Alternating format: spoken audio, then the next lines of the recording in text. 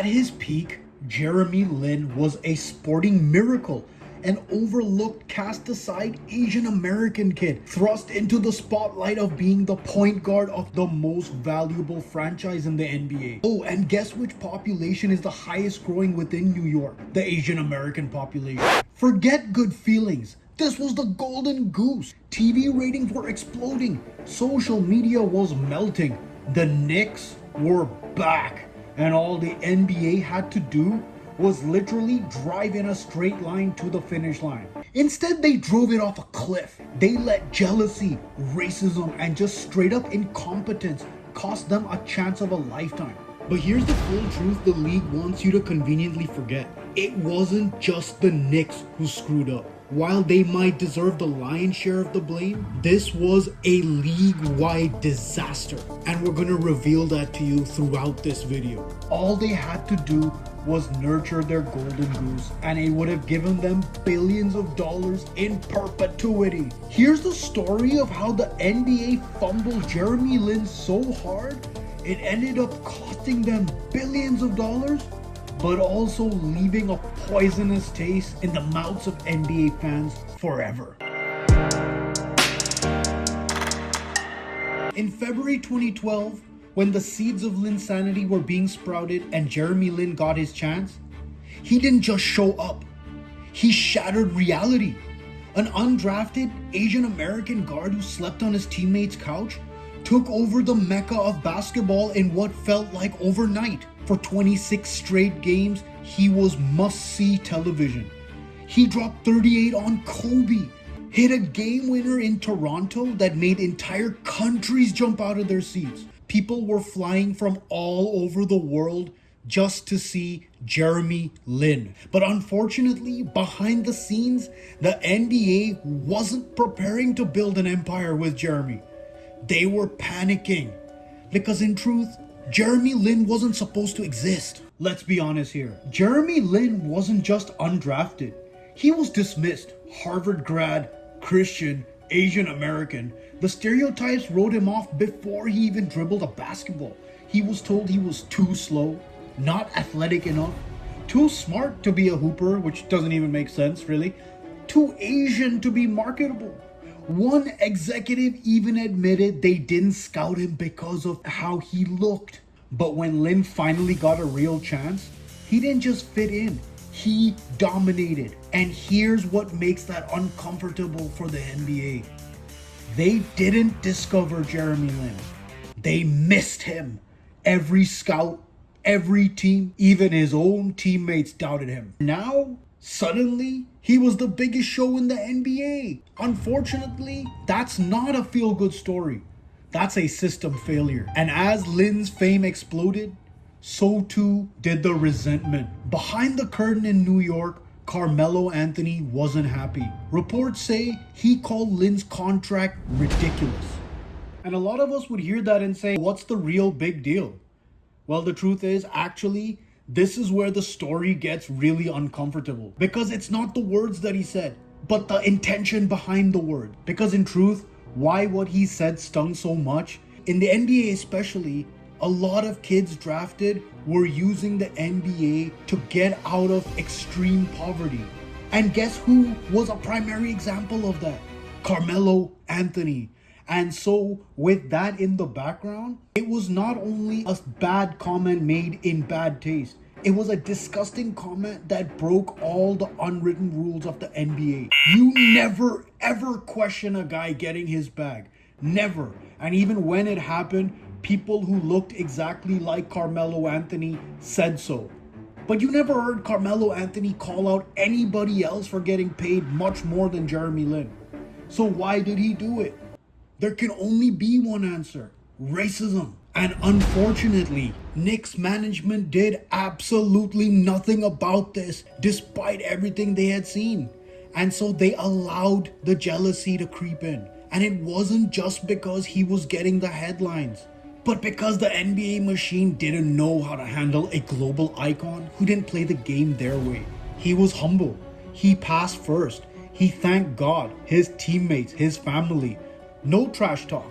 All respect. No drama.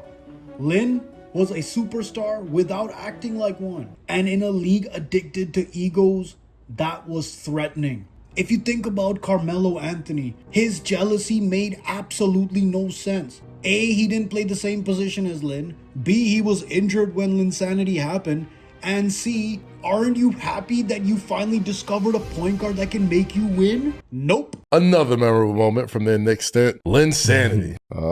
So instead of building around him, the Knicks let him walk. And just like that, the greatest Cinderella story in modern basketball was ghosted. Here's the worst part of all of it. The NBA didn't just miss out on a star, a feel-good story, something the Hollywood scriptwriters couldn't have even dreamed of themselves. The NBA missed a chance at a multi-billion-dollar empire. Linsanity wasn't just a hot streak, it was an economy. Overnight, Lin was the #1 jersey seller in the league. Social media mentions off the charts. Ratings surged globally. China, Taiwan, the Philippines. Millions of new fans tuning in. Not just for the Knicks, but for one Jeremy Lin. And the NBA, they barely marketed him. Nike passed on him. Major campaigns never came. He even had to fight to get his own name trademarked. It's like the league was scared to commit despite seeing everything in front of them. And that hesitation, it cost them billions. A Harvard Business School report showed the Lin effect boosted the Knicks' valuation by over $100 million in mere weeks. Now imagine if they built a brand around him, a franchise, a movement. They had the golden goose, and they sent it to slaughter. Here's what's crazy too. After New York, Lin bounced to Houston with that big contract. And still, even though the Knicks let him walk, he had an epic chance in Houston as well. Cause guess who played there before him? One Yao Ming, also of Asian descent. But unfortunately, Lin was never trusted. He was never prioritized enough. He became proof that success isn't even safe if you don't fit the mold. And unfortunately for Lin, timing was never his best friend either. Whenever he needed it most, something bad would happen. A bad game, an injury. It got to the point that he became roster filler. So even when he won a ring with Toronto in 2019, he barely touched the floor the whole playoffs. Lin later said the NBA had given up on him. Now let's think about that for a second. Think about how vastly messed up that actually is. A guy who sparked a global movement felt like a burden.